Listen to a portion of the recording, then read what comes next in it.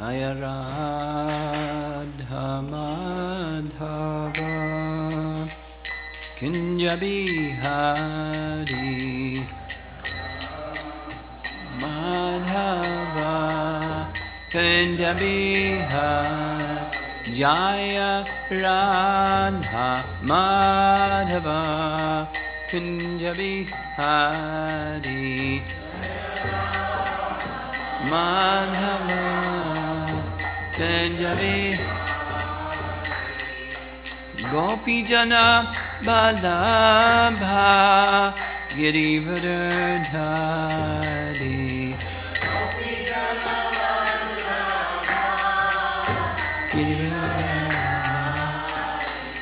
Gopi Jana Balabha Girivardhari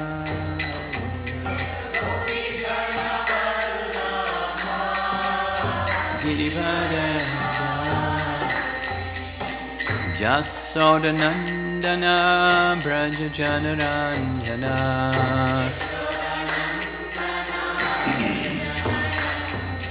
Jasodanandana Braja Janaranjana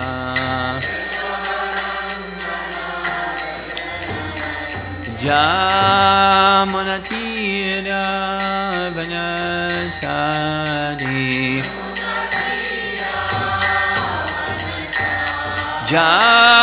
Jamanatira Vanasari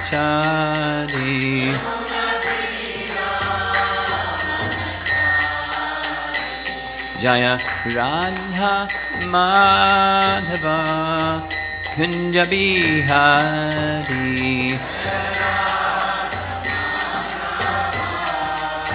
Kunja Jaya Radha Madhava Kunja Bihari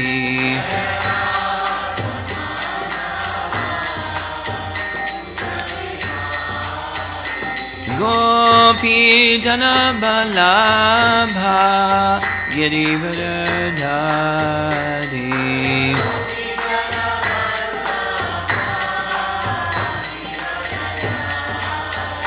Gopi Jana Balabha Girivardhari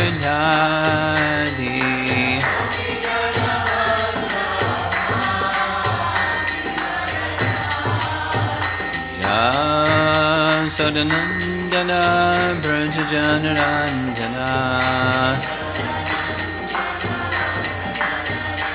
Jasodanandana Braja Janaranjana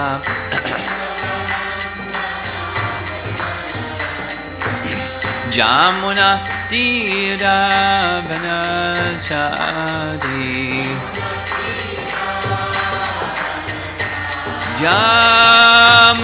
Jamunatira Vanachari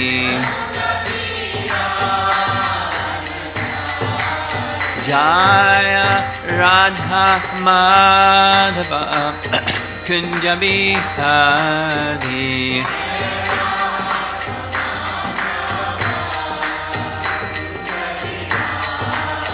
Jaya Radha Madhava Kunja Bihari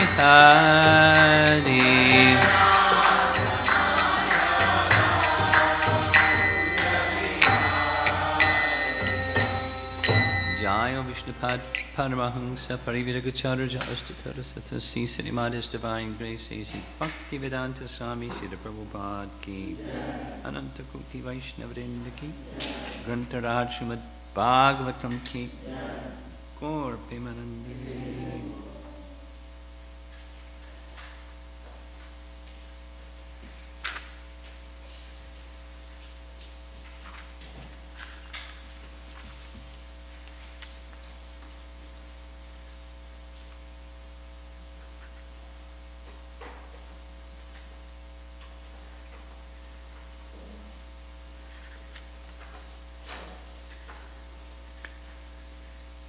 Om Namo Bhagavate Vasudevaya. Om Namo Bhagavate Vasudevaya. Namo Bhagavate Vasudevaya.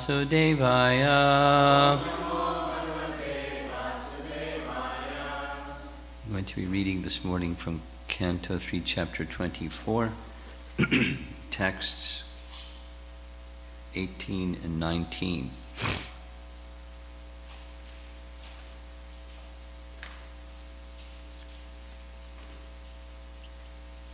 The title of the chapter is The Renunciation of Kardama Muni. So where all of this is going towards the end of the chapter, the conclusion of the chapter is after completing his duties, fulfilling everything in a very fantastic way in his family life, Kardama Muni is going to return back to the forest and continue his practices, devotional practices, meditation, and so forth. So, presently the scene is at the ashram of Kardama and Devahuti. It's quite a scene. Lord Brahma has come to pay them a visit. Brahma is the father of Kardama, and Brahma is the father of Devahuti's father. And accompanying him are great sages and demigods. At least in the painting of this scene, it shows Narada, the four Kumaras. It's quite an entourage accompanying Lord Brahma. And then not just Devahuti and Kardama, it's also their 9 daughters, because before Kapila Dev took his birth, 9 daughters, born all at once. Must have been an interesting experience for Devahuti. 9 daughters all at once were born. And they're now of a mature stage. And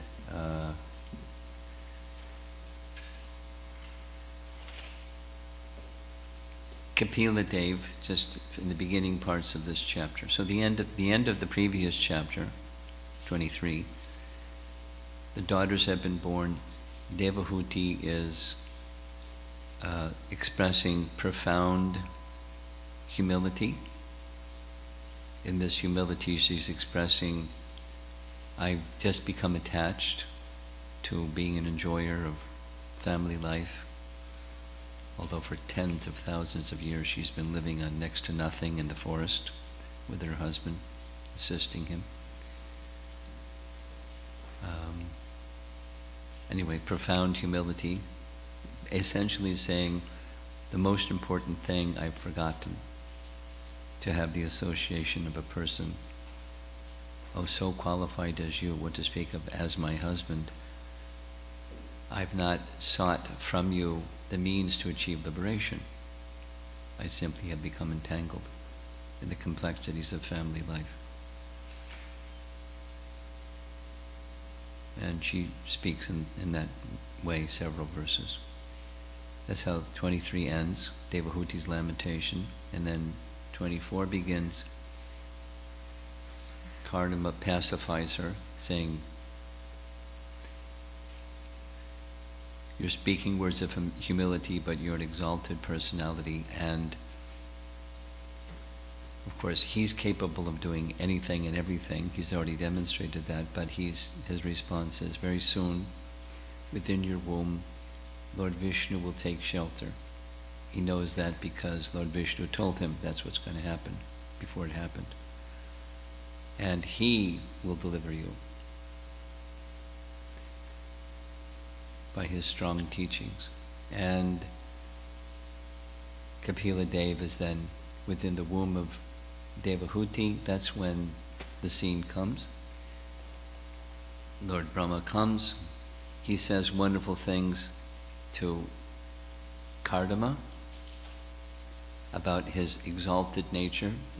Although he's his son, he's worshipping his son because he's worshipable, just as the Lord is worshipable because you're the father of Lord Vishnu has no father. Pretty good. Because of you, and mention is also there. Dear Vyolika, your unpretentious penances and following the instructions that I've given you, perfect. You have all my blessings. And he then speaks to Kardama about the name, the form, the qualities, and the activities of the child that's yet to be born. He'll have golden hair, his eyes will look like this, his feet will look like that. He's going to travel throughout the world and give these same teachings to the world as he will give to Devahuti. And then he turns to Devahuti, so that's where we are. 2 verses. Lord Brahma then told Devahuti, my dear daughter of Manu, the same Supreme Personality of Godhead who killed the demon Kaitaba is now within your womb. He will cut off all the knots of your ignorance and doubt. He will travel all over the world. No details about the travel all over the world, just says it's going to do it. Purport. Here, the word avidya is very significant. Avidya means forgetfulness of one's own identity. Every one of us is a spirit soul, but we have forgotten.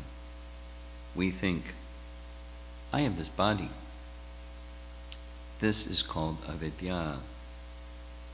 Samsaya granthi means doubtfulness. The knot, granthi, the knot of doubtfulness is tied when the soul identifies with the material world. That knot is called ahankara, the junction of matter and spirit. By proper knowledge received from the scriptures in disciplic succession, and by proper application of that knowledge, one can free himself from this binding combination of matter and spirit. Brahma assures Devahuti that her son will enlighten her, and after enlightening her, he will travel all over the world distributing the system of Sankhya philosophy. Paragraph. The word samsaya, twice mentioned, means doubtful knowledge, taking another approach. Speculative and pseudo-yogic knowledge is all doubtful. At the present moment, the so-called yoga system is prosecuted on the understanding that by agitation of the different stations of the bodily construction, one can find that he is God. The mental speculators think similarly, but they are all doubtful. Real knowledge is expounded in Bhagavad Gita, quote, just become Krishna conscious. Just worship Krishna and become a devotee of Krishna, unquote. That is real knowledge, and anyone who follows that system becomes perfect, without a doubt.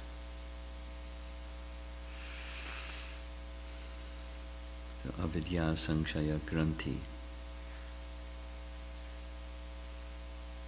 Text 19.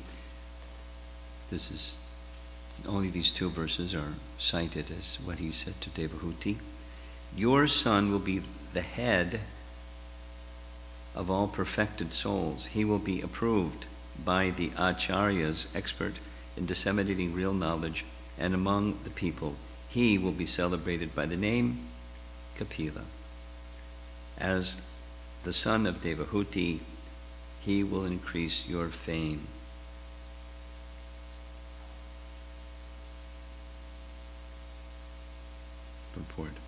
Sankhya philosophy is the philosophical system enunciated by Kapila, the son of Devahuti. The other Kapila was not the son of Devahuti, is an imitation. This is the statement of Brahma, and because we belong to Brahma's disciplic succession, we should accept his statement that the real Kapila is the son of Devahuti, and that the real Sankhya philosophy is the system of philosophy which he introduced and which will be accepted by the acharyas, the directors of spiritual discipline. The word susamata means accepted by persons who are counted upon to give their good opinion.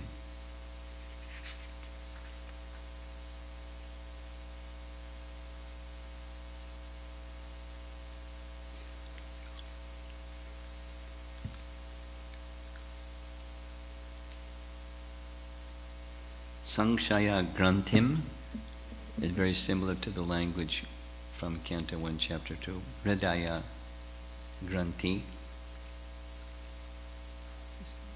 The granthi means knot, and the knot of samsaya means doubt.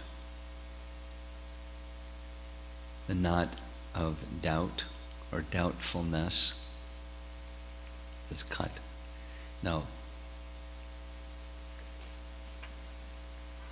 in the Canto 1, Chapter 2, it's the bhakti process is that which, like a sword in hand, cuts the knot. Prabhupada's language there, the knot of the internet. And here is explaining that's the conjunction of matter and spirit. The binding force is avidya. That's the knot. And the sword is vidya, but it's not just vidya, it's vidya that's applied.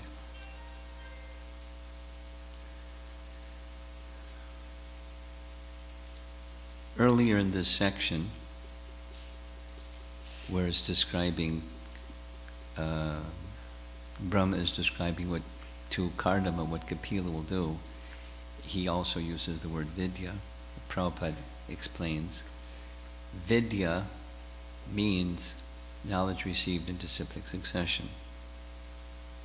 Just like in chapter 12 Bhagavad Gita, that sequence that says, this is the topmost, if you can't do that, follow the regulations of bhakti, if you can't do that, try to work for me, if you can't do that, cultivate knowledge and be situated in the self. Act with detached work and be situated in the self. You can't do that, cultivate knowledge.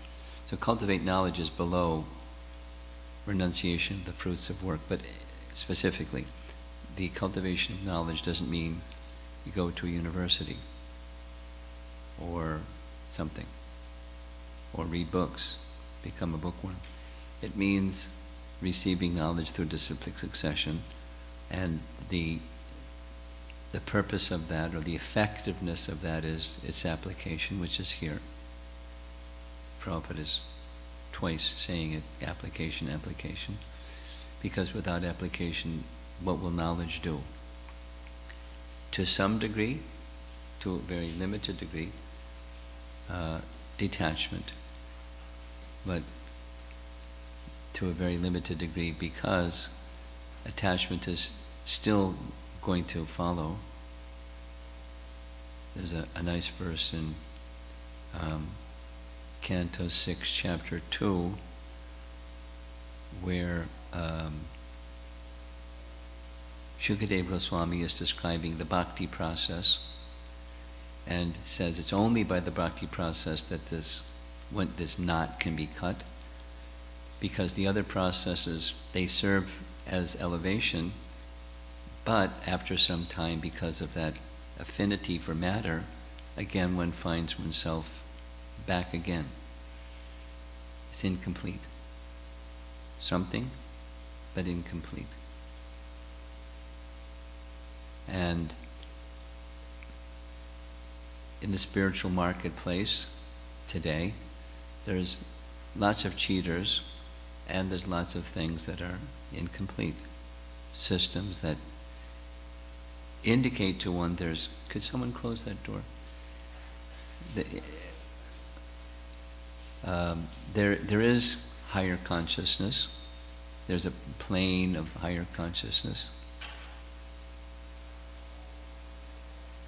One student, kind of funny, he was embarrassed, but he wanted to share it anyways, that he started experimenting with mushrooms.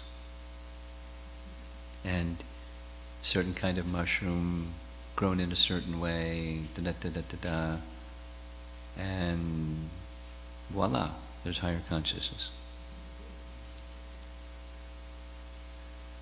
And he thought he wouldn't come back, but he came back. So whether it's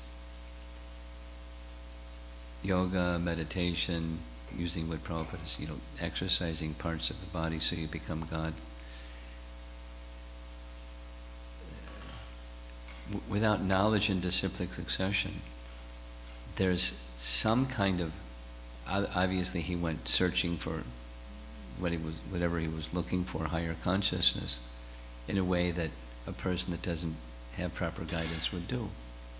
And then it's a little difficult. He's a sincere young man. Maybe he'll make the transition from mushrooms to Krishna. But then one gets an attachment for whatever that experience was, and then the medium for getting to that experience. But it's artificial, and the connection without shelter in Krishna, knowledge, meditation, or any other, this Canto 6, Chapter 2 verse, it can serve to elevate. Prabhupada calls this high-grade activities. It gives an indication of something higher, which one has some faith in before going down that path anyway. But there's no, without shelter of the Supreme Lord through the medium of devotional service, not just meditation and trying to fix one's mind on the Supreme. Fix the mind on Super Soul. It's engaging in devotional service. That's coming in Kapila's teachings. He teaches Sankhya, following that meditation, devotional service.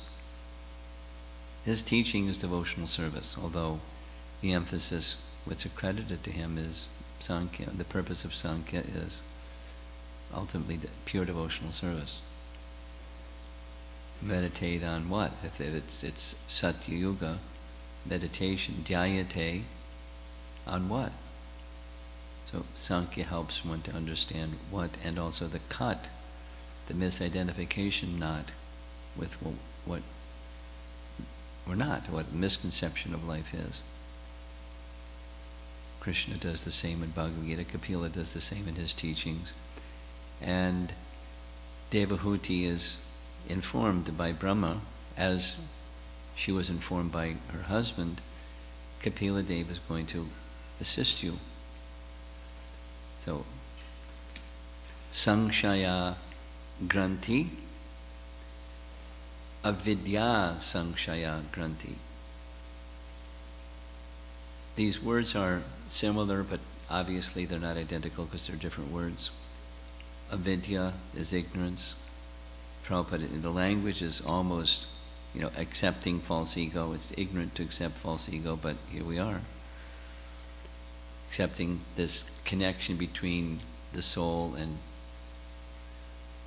who we really are, this between the soul and who we really aren't, and to make that step is ignorance. So what's the counter to ignorance is knowledge. Once again, knowledge has to be applied. And when knowledge is properly applied, it awakens bhakti. Proper knowledge, properly applied, awakens bhakti. And it's bhakti that can cut. So the statement is that the knowledge will cut, but it's bhakti that will cut permanently. as we hear later. It dissolves the subtle body. It takes a while. Pretty strong, tenacious, subtle body, mind, false ego, very strong. Bhakti has that power. So that's what's going to happen. He indicates to her his name, Kapila. He indicates that he's Lord Vishnu, specifically Lord Vishnu who killed Kaitaba. We're more commonly hear about Madhu and Kaitaba. They are two demons that stole the Vedas from Brahma, and Lord Vishnu killed Madhu and Kaitaba. So that same person, he's in your womb. Don't be mistaken. So when he comes, you'll know what to do. And the other verse purport, something standard that Prabhupada would speak about Kapila Dev. Devahuti Putra Kapila, the son of Devahuti, because I don't know so much about him. Maybe some of you have heard about him. A more recent version called himself Kapila, or his parents called him Kapila, and he also taught Sankhya, but it's an atheistic Sankhya. And scholars, Western scholars, and Indian scholars, they like Sankhya, atheistic Sankhya. It fits in completely with mechanistic science perspective. That is, there's only one thing, matter, and the laws that govern matter, and that's it. So learn the laws that govern matter, and Sankhya helps one understand the laws that govern matter, and you got it. It's everything. And you don't need God in the picture because he's irrelevant. Because all there is one thing. So scientists and speculative philosophers like it. And so it has its popularity. And therefore, consistently, and right in this purport, this Kapila, our Kapila, spoken by Brahma, who is our authority in our disciplic succession, is the son of Devahuti, not this other fellow. And the teachings of Kapila, son of Devahuti, taught devotional service is the fruit of Sankhya, not become one with God is the fruit of Sankhya. Okay, so Sankhya, actually I don't even know. This atheistic Sankhya, I don't know what the goal of it is. Maybe it's impersonal, but it's atheistic in any case. Atheistic.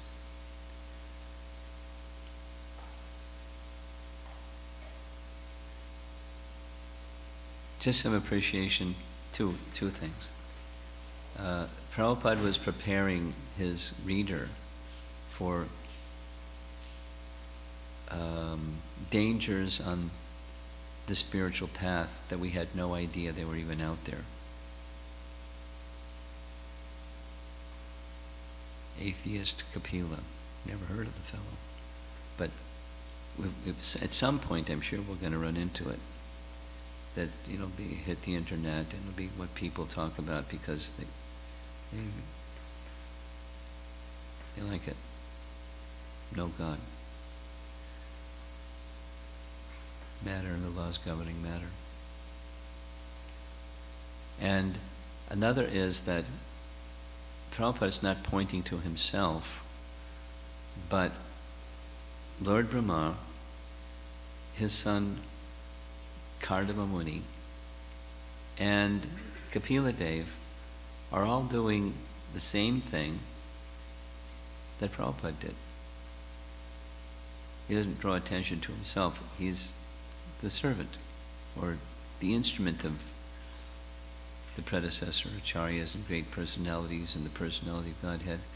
But he traveled the world to samsaya granthi, or hridaya granthi, to give this bhakti process that takes away avidya and gives freedom. Compassionate. Very clear what real compassion is, what real service to humanity, etc. is. It's cut the knot of avidya through the bhakti process.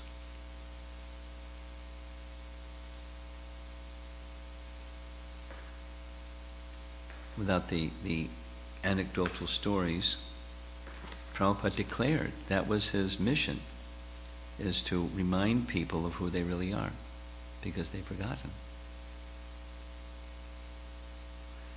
And that's in a short phrase, it says a lot, because to remind people of what they have forgotten, it requires letting go of the misconceptions, and which we hold on to very tightly. So there's a strong effort to misconception,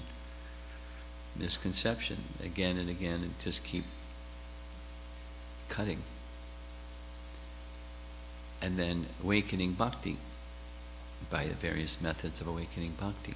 And the combination is remembering who we really are, like waking up from susupti, coming out of amnesia. And, oh, now I remember who I am.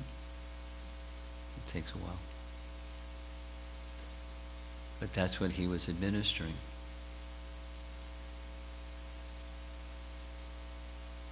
Very effectively and very compassionately and abundantly. And this Srimad Bhagavatam is such a literature, specifically for that purpose also. Very wonderful.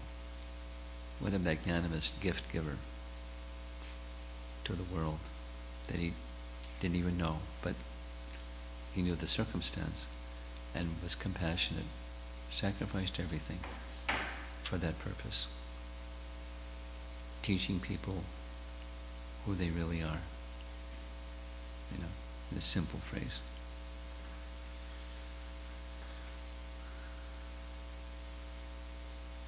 Any discussion? Samsaya granthi.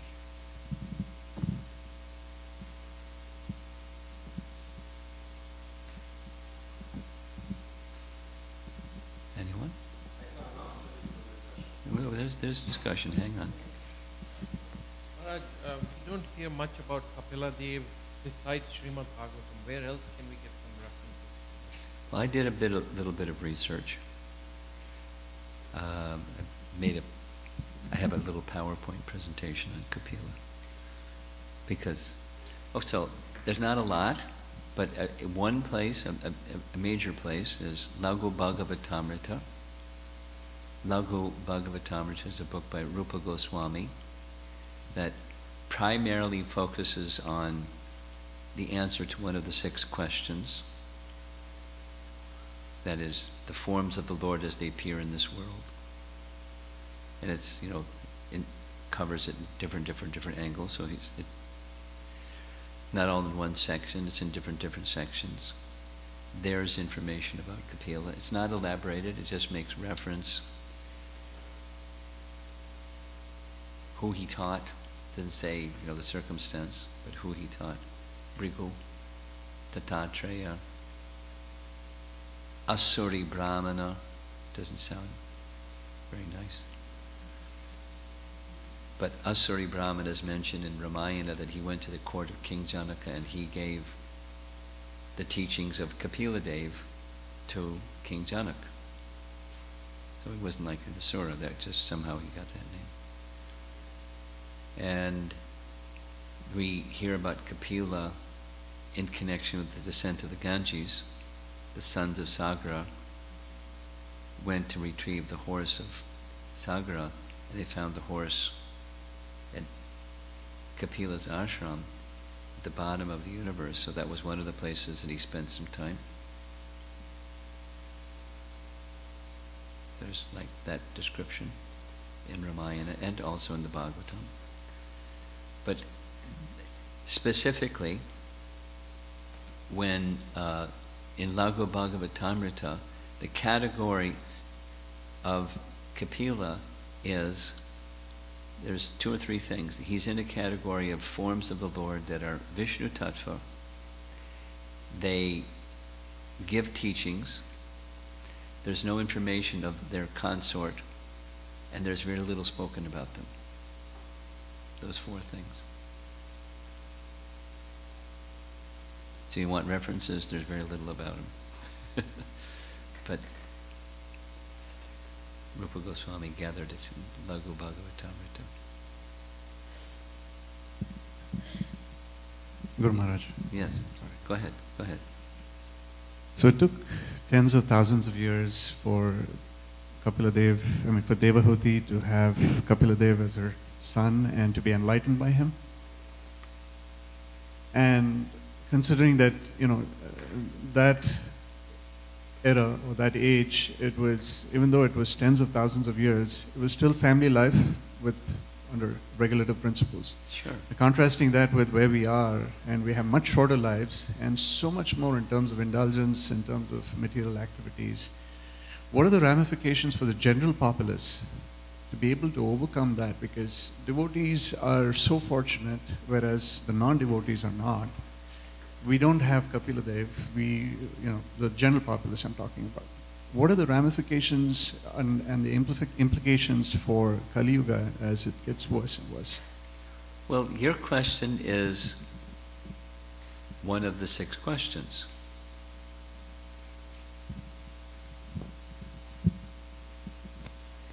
Kaler Doshanadhe Rajan. So, in this age of Kali, people, anyway, the recommendation is the hearing and chanting process, and to do it daily, and do it in a sustained manner, and to do it with great faith. There's potency that's very special. Now, it's not to say people didn't do that in previous ages. That's the benediction for this age, that the holy name and the hearing and chanting process. Now, the implication is not just the behavior. We're fortunate to have the facility, but take advantage of the facility in a quality way and give the opportunity to others as our capacity permits. Now, it may be gradual, like lifetimes kind of gradual, or it may be more swift, and a lot depends on our effort and Krishna's mercy. But we have to work with what we have to work with, and we can give to others what we have, and so we try to receive and try to give. Now, I guess, an implication, the response to the implication question is, it's a tall mountain. And it may take a while, tall mountains, and take some practice to climb the tall mountain. Don't just, okay, and you will make it to the top. So, practice over a period of time with great faith. And then qualifications that we can't otherwise even conceive of may be bestowed upon us to do amazing things for Krishna by empowerment.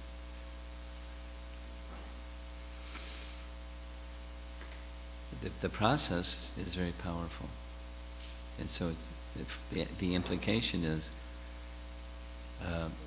especially as we recognize with honesty and therefore the proper kind of humility, I'm very tiny, and the mountain is big, but let me try. And then calling upon Krishna for his mercy. That's our... And then others, be an instrument to help others, especially in collaboration with other Vaishnavas. It's the synergy principle. Together we can do much more than any one of us alone. And then comes the difficulty. Well, when we come together, we have our shortcomings and they have their shortcomings and the other one has their shortcomings. We come together with our shortcomings and it's a little chaotic. But then, the higher principle. So those that see the higher principle and encouraged, etc., get trained to take shelter of the higher principle can go beyond those shortcomings. And then take up the activities in a quality way that will help us, not them, but help us overcome our shortcomings. And that helps the whole Sangha of Vaishnavas as one becomes purified and elevated. The whole Sangha of Vaishnavas benefit. And we can celebrate implications.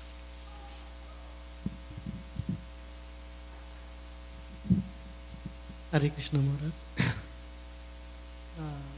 From the earlier chapters we understand that Mother Devahuti is a very realized personality. Yes. And what is the ignorance that Lord Brahma is talking about? What is the ignorance that's being talked about? It's a little bit like Arjuna in the sense that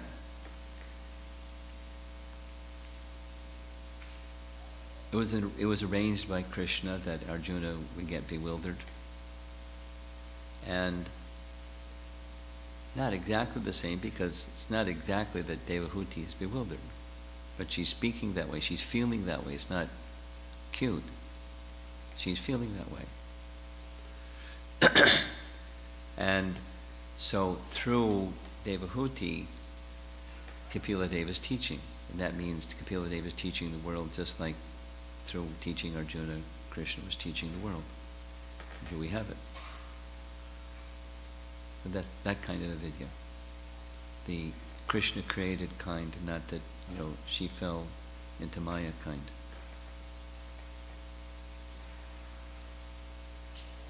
Yeah.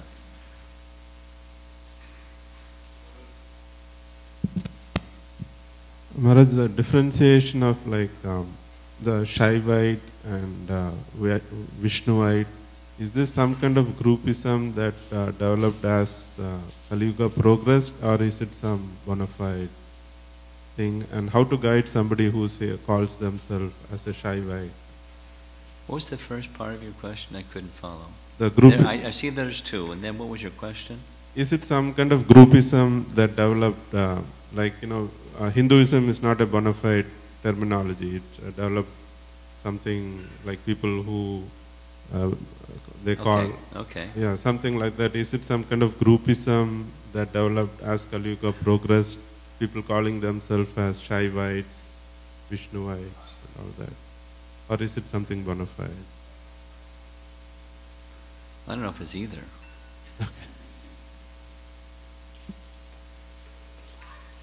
It's terminology indicates, just like the discussion yesterday evening, there are trends, and there are trends of people that they like Lord Shiva. And so the term indicates they like Lord Shiva. And there's literatures that honor Lord Shiva and indicate how to honor Lord Shiva and so forth and so on. And they like that for a variety of reasons. So is it bona fide? Well, yes, it's bona fide. They like Lord Shiva. Which is different than the term Hindu, which is, there's no substance to it.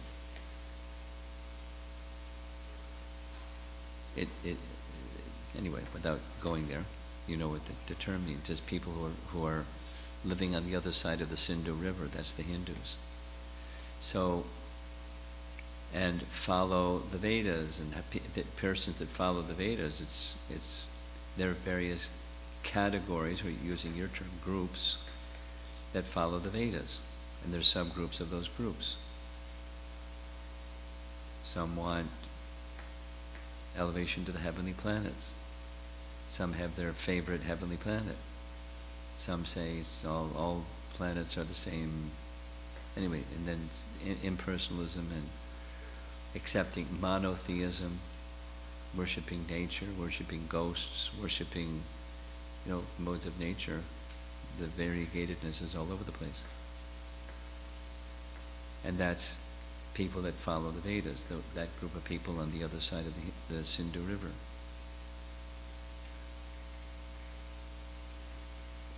So categorizing the persons who follow in different ways and then subsets of those ways, that's just a function of an intellect. You discern this from that, and this has this name and that has that name, and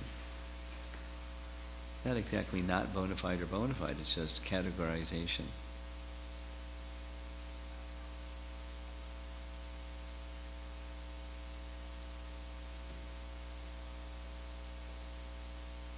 Like Shakta worshippers. So it's a category. And then there's divisions in that category. Yes. Oops.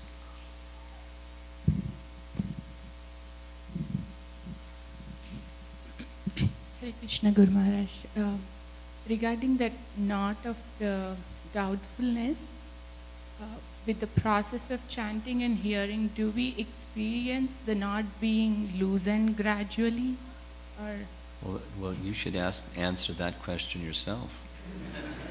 the reason I'm asking, I feel it's becoming stronger and stronger. Or maybe I'm perceiving the... Well, and let me just reply that you wouldn't even be asking this question if you weren't chanting.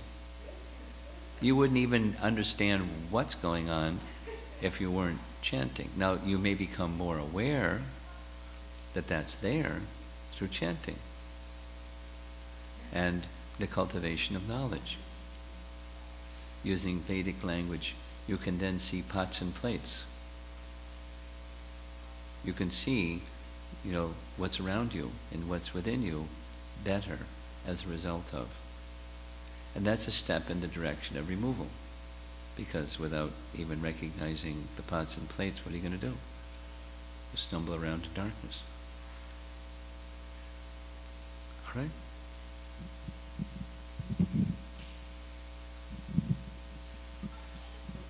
I just had a comment, I guess, my thought, like with this whole discussion, my thoughts went to just how Jiva Goswami talks about in that first canto verse about karma granthi, that part.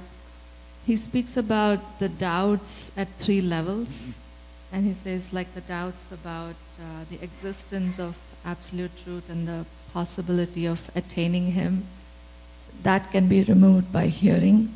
And then he says that there's also doubts about, oh, maybe I need to do some other process, karma or jnana or something. Yeah. And, he says that can be removed by meditation. I remember how once one devotee... That can be resolved by meditation? Meditation.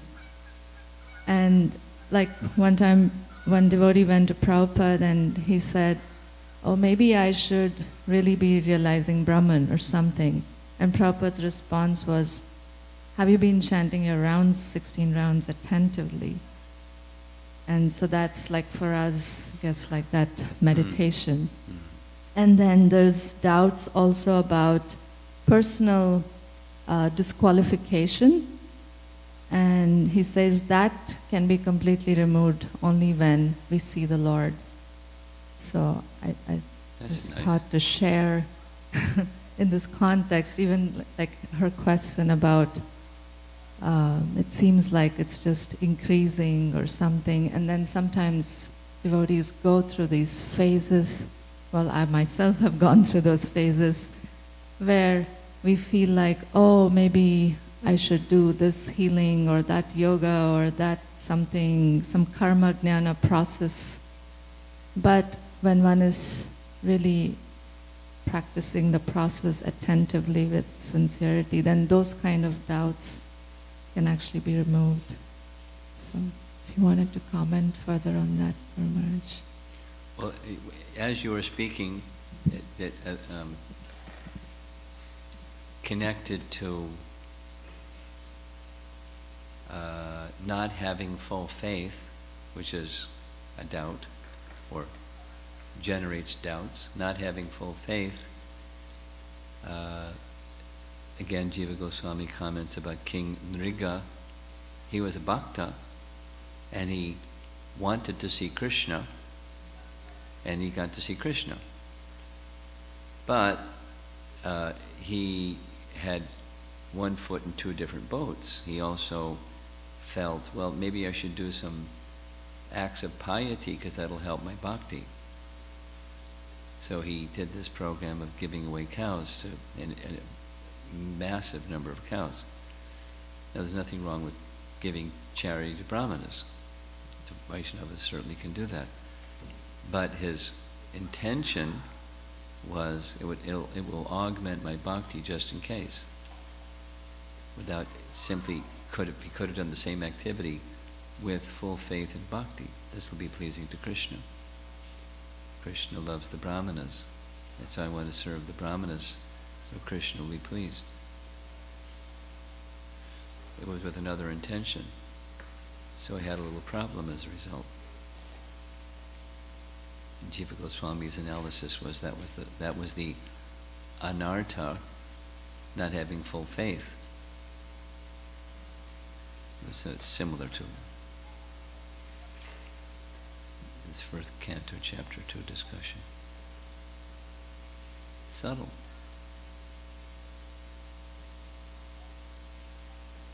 And we have to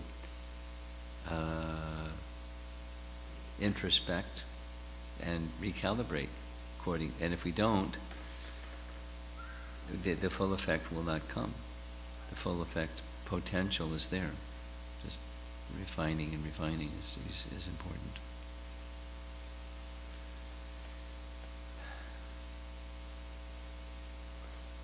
Anything else? Yes. Hare Krishna Maharaj, regarding Sankhya itself. Regarding Sankhya itself? So, yeah, I mean, I'm very ill-read, but when we speak about it, the differentiation between matter and spirit, and some counting up to 24 elements, and then can you please say a few sentences, I mean, what is in nutshell the Sankhya philosophy? What was the last part? Don't say the whole thing, just the last sentence. A few sentences, what is Sankhya philosophy? A nutshell description. Though I You want to know what it is? Yes. A little few words on Yes. what it is. Yes, sir. Chapter 26.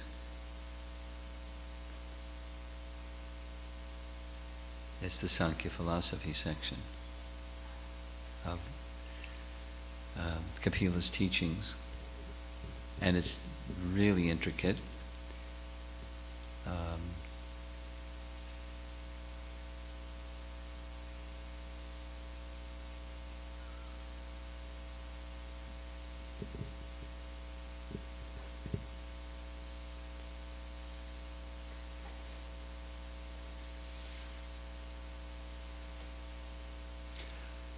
I'll say this.